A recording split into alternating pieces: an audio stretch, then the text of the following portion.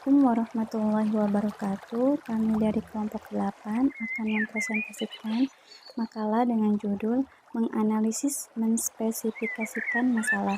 Baik, saya sebagai pemateri pertama akan menyampaikan tentang perumusan masalah. Sebuah perencanaan pendidikan yang komprehensif harus memiliki rumusan masalah yang jelas. Beberapa pertanyaan telah diajukan mengenai kemampuan perencanaan untuk memecahkan masalah yang harus segera diselesaikan. Para perencana pendidikan itu sering berbeda pendapat dalam masalah-masalah tersebut, sehingga upaya yang dilakukan dapat dianggap sebagai suatu ungkapan ketidakpastian. Tugas utama pendidikan adalah merumuskan pemecahan terhadap masalah berdasarkan kebutuhan-kebutuhan yang sering kali beragam. Apa yang dibutuhkan adalah perumusan singkat mengenai masalah yang mendefinisikan tugas-tugas pendidikan dan perangkat pemecahannya melalui perencanaan. Pertama, tugas masyarakat dan pendidikan dewasa ini. Dalam sebuah perkotaan bisa dianggap suatu interaksi perkotaan, sosial, dan ekonomi yang terjadi pada lingkungan fisik. Suasana perkotaan itu menunjukkan suatu perubahan sistem yang dinamis dan berkelanjutan. Perencana pendidikan harus membantu mengembangkan bentuk pendidikan yang tepat dalam konteks sistem sosial dan ekonomi. Bagaimanapun, berbagai pergerakan harus dipadukan ke dalam berbagai tipe sistem operasional. Sistem teknologi yang baru memberi kontribusi penting dalam proses perencanaan ini. Prosedur yang sifatnya mengulang antara lain adalah definisi masalah, analisis masalah ke dalam bagian-bagian komponennya, sintesis dari variabel-variabel yang relevan ke dalam sejumlah solusi tentatif yang baru. Meningkatnya perhatian terhadap lingkungan telah menciptakan tuntutan baru pada pendekatan analitis dalam mempelajari lingkungan tersebut. Perhatian ini menyebabkan teknologi komputer berperan besar dalam bidang analisis pendidikan perkotaan. Dewasa ini, peranan komputer tidak bisa dielakkan lagi. Penerapan teknologi dalam perubahan lingkungan menjadi tanggung jawab para perencana. Dalam hal ini, yang perlu dipertimbangkan adalah semua efek samping yang mungkin bisa diakibatkan oleh perubahan dalam lingkungan. Teknologi cenderung mengurangi kapasitas pembuatan keputusan individu saat lingkungan menjadi bersifat tiruan. Salah satu bahaya bagi masyarakat yang dihasilkan dari perkembangan teknologi adalah kemungkinan bahwa kehidupan akan menjadi monoton dan rutin. Mau tidak mau, perencanaan hendaknya bisa menciptakan suatu desain yang akan menghasilkan perubahan lingkungan yang bersifat merangsang, aktif, dan kontinu, baik dalam perencanaan pendidikan atau dalam perencanaan lingkungan. Tanpa ada dukungan dari manusia sendiri, teknologi tidak akan bermanfaat.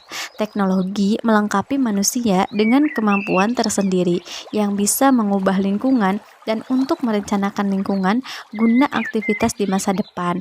Lalu selanjutnya tergantung pada perencana, khususnya perencana pendidikan, untuk menentukan cara yang paling bermanfaat dalam menerapkan teknologi yang tersedia ke dalam lingkungannya. Berbagai desain lingkungan memerlukan sejumlah tahap yang relatif jelas, termasuk rincian analisis lingkungan, perumusan definisi masalah yang jelas, dan konsep dari berbagai sistem aktivitas, saling keterkaitan antara berbagai sistem aktivitas dan karakteristik populasi yang perlu dilayani. Perencanaan muncul sebagai aktivitas keikutsertaan, artinya orang-orang yang akan dilayani oleh lingkungan dan yang akan dipengaruhi oleh lingkungan memiliki hak dan kewajiban untuk ikut serta dalam merencanakan modifikasi atau pengembangan lingkungan tersebut. Perencanaan partisipatori seperti itu hendaknya menyebabkan partisipan untuk lebih memiliki sikap bertanggung jawab terhadap kehidupan dan lingkungannya. Individu sangat dipengaruhi oleh faktor-faktor alami dan buatan dalam lingkungannya. Kondisi ini menjadi kewajiban bagi para perencana pendidikan dan perancang lingkungan untuk mempertimbangkan seberapa baik penggunaan sumber daya pada suatu wilayah perkotaan sebagai bagian dari dunia pendidikan. Dalam sistem yang terpadu, sumber daya masyarakat yang lebih banyak dapat memberikan manfaat ganda. Pertama, jika salah satu tujuan utama sistem pendidikan adalah untuk mencapai pemahaman siswa yang lebih baik mengenai lingkungan, akan masuk akal jika semakin besar keterlibatan siswa dalam lingkungan, maka semakin tinggi pemahaman dan minatnya terhadap lingkungan.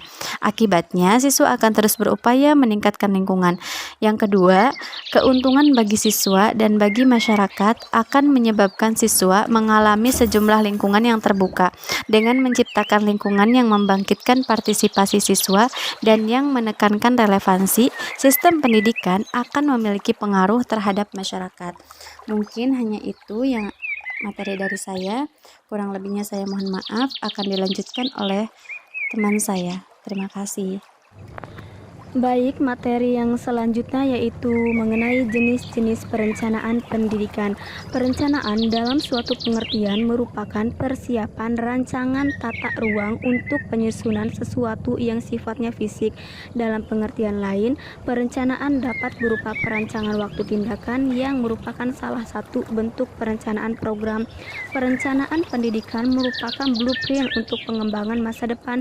Perencanaan pendidikan memberikan rekomendasi mengenai serangkaian tindakan dalam mencapai tujuan yang diinginkan. Terdapat 11 jenis perencanaan dalam pendidikan dapat diuraikan sebagai berikut. Yang pertama, perencanaan pendidikan adaptif. Perencanaan pendidikan adaptif terjadi karena adanya tanggapan pada suatu pengembangan yang dilakukan secara eksternal. Dalam pengertian sempit, perencanaan tersebut berarti pemecahan masalah. Perencanaan ini dapat dengan mudah dan cepat dipahami oleh semua pihak. Tujuannya adalah mempertahankan keseimbangan equilibrium organisasi. Yang kedua, perencanaan pendidikan kontingensi. Perencanaan pendidikan kontingensi merupakan pendekatan yang ditunjukkan untuk menciptakan kondisi yang pengaruhnya dapat diletakkan dan diserap dengan biaya atau kerugian minimal. Yang ketiga, perencanaan pendidikan kompulsif. Perencanaan pendidikan kompulsif menekankan pada perincian mengenai apa yang seharusnya dan apa yang diharapkan akan yang dilakukan.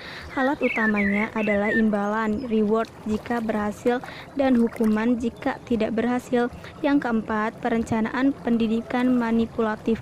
Perencanaan pendidikan manipulatif mengandalkan berbagai jenis instrumen untuk mendapatkan suatu keuntungan. Alatnya adalah kesepakatan, pertukaran, dan mempengaruhi orang lain. Yang kelima, perencanaan pendidikan indikatif. Perencanaan pendidikan indikatif menyebarkan informasi yang dimaksudkan untuk memberi sinyal yang benar kepada individu dengan harapan agar pada gilirannya akan mengambil tindakan yang tepat. Yang keenam, perencanaan pendidikan bertahap. Perencanaan pendidikan bertahap adalah perencanaan mengambil langkah pendek, mengoreksi kesalahan saat perencana itu dilaksanakan. Proses ini, bila terdiri dari adaptabilitas jangka pendek yang dapat diterima, akan menghasilkan sejumlah kesalahan yang mendorong perencanaan untuk mengambil pendekatan yang benar-benar menyeluruh, komprehensif. Di pihak lain, perencanaan seperti ini, bila berhasil, hendaknya mengakumulasikan sejumlah pengalaman yang memungkinkan perencanaan pendidikan untuk mengupayakan perencanaan komprehensif. Yang ketujuh, perencanaan pendidikan otonomi. Perencanaan pendidikan otonomi merupakan perencanaan yang dilakukan oleh diri sendiri dan bukan sebagai bagian dari perencanaan lain. Yang kedelapan, perencanaan pendidikan amelioratif. Perencanaan pendidikan amelioratif dirancang untuk memulihkan pada keadaan semula tanpa pertimbangan mengenai apa yang mungkin terjadi. Tujuannya adalah kembali pada status quo. Yang kesembilan, perencanaan pendidikan normatif. Perencanaan pendidikan normatif merupakan perencanaan jangka panjang, perencanaan untuk 25 sampai 40 tahun ke depan. Karakteristik utamanya adalah sifatnya yang umum dan fungsinya adalah untuk membentuk pedoman dan arahan untuk perencanaan. Sifatnya menyeluruh sehingga fokusnya adalah pada perencanaan pendidikan keseluruhan. Yang ke-10, perencanaan pendidikan fungsional. Perencanaan pendidikan fungsional memusatkan pada aspek tertentu dari seluruh masalah. Pada dasarnya, jenis perencanaan ini sifatnya tersegmentasi tetapi tetap berfungsi sebagai pelengkap dari upaya perencanaan total. Yang ke-11 yaitu pemrograman pendidikan.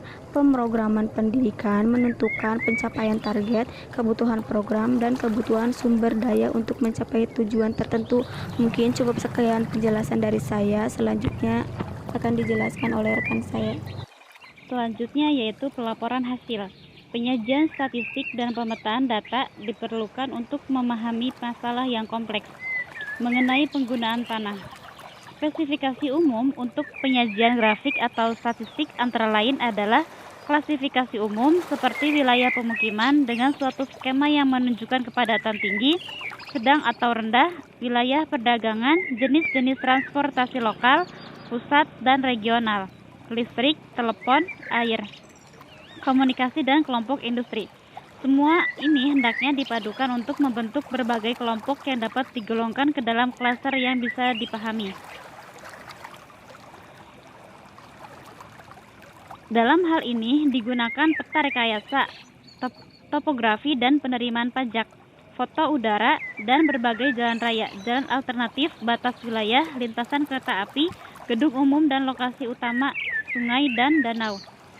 Untuk yang pertama yaitu kontribusi perencanaan penggunaan tanah. Perencanaan penggunaan tanah telah menggunakan sejumlah pedoman standar untuk membantu perencanaan dalam mengembangkan informasi mengenai perkembangan wilayah perkotaan. Wilayah pemukiman dianggap agak berbeda dari wilayah pusat kota dengan pertimbangan untuk memudahkan pengkajian wilayah pemukiman. Proyeksi penduduk di masa depan juga profil kepadatan penduduk saat ini biasanya dikaji pada setiap perencanaan. Yang kedua yaitu satu kemungkinan skema klasifikasi. Skema klasifikasi yang tepat sangat penting bagi perencanaan pendidikan di wilayah perkotaan.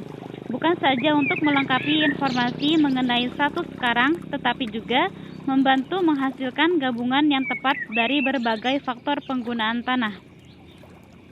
Penggunaan tanah dan kajian memungkinkan perencanaan atau pendidik atau yang lainnya untuk membuat putusan yang tepat dalam mendapatkan dan menggunakan properti di suatu wilayah.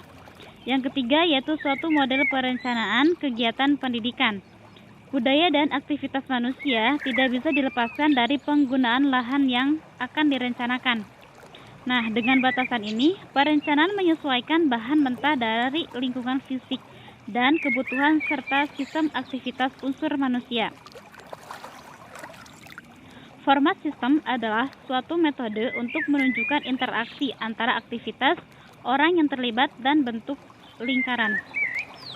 Format sistem biasanya terdiri dari dua sistem penggolongan, yaitu blocking system dan coding system. Blocking system merupakan suatu pelaporan grafik yang terdiri dari 3 komponen, yaitu aktivitas, partisipan, dan lingkungan. Masing-masing komponen memuat data untuk level tertentu dari perencanaan. Nah, prinsip dari format blocking system yaitu 1. Sistem pemilahan harus cukup luas untuk memungkinkan penggolongan setiap aktivitas. Yang kedua, setiap pilihan dari blocking system harus didefinisikan dengan jelas. Yang ketiga yaitu setiap pilihan dan data harus bisa diterima oleh analisis sistem. Kemudian coding system memungkinkan digunakan sebagai metode yang sistematis untuk menyimpan dan mengidentifikasi berbagai aktivitas. Prinsip umum untuk mengembangkan sistem pengkodean ini yaitu 1. Kode hendaknya mudah digunakan. Yang kedua, kode hendaknya cukup fleksibel. Yang ketiga, yaitu kode harus disusun sedemikian rupa agar mudah diperbaharui data. Perencanaan menyeluruh juga analisis sistem merupakan geberali teknis. Perencanaan harus memiliki kemampuan teknis untuk menghasilkan suatu format yang kreatif. Nah, beberapa jenis perencanaan ini yaitu mengandung beberapa ide umum, yaitu 1. Perencanaan menyeluruh yang berakar dalam suatu pemahaman mengenai komunitas. Yang kedua, perencanaan fungsional menggambarkan organisasi fisik pada suatu wilayah. Yang ketiga, yaitu perencanaan wilayah menggambarkan suatu area geografis tertentu di suatu kota. Yang keempat, yaitu perencanaan proyek digambarkan secara 3 dimensi. Selanjutnya yaitu citra arsitektur, digambarkan dalam hal yang berkaitan dengan pengalaman manusia. Selanjutnya yaitu entitas keuntungan berdasarkan pada estimasi biaya. Dan yang terakhir yaitu program permodalan, menggambarkan rangkaian dan dimensi tindakan publik terhadap rampungnya proyek. Baiklah, itulah materi yang dapat saya paparkan. Kurang lebihnya saya mohon maaf. Wassalamualaikum warahmatullahi wabarakatuh.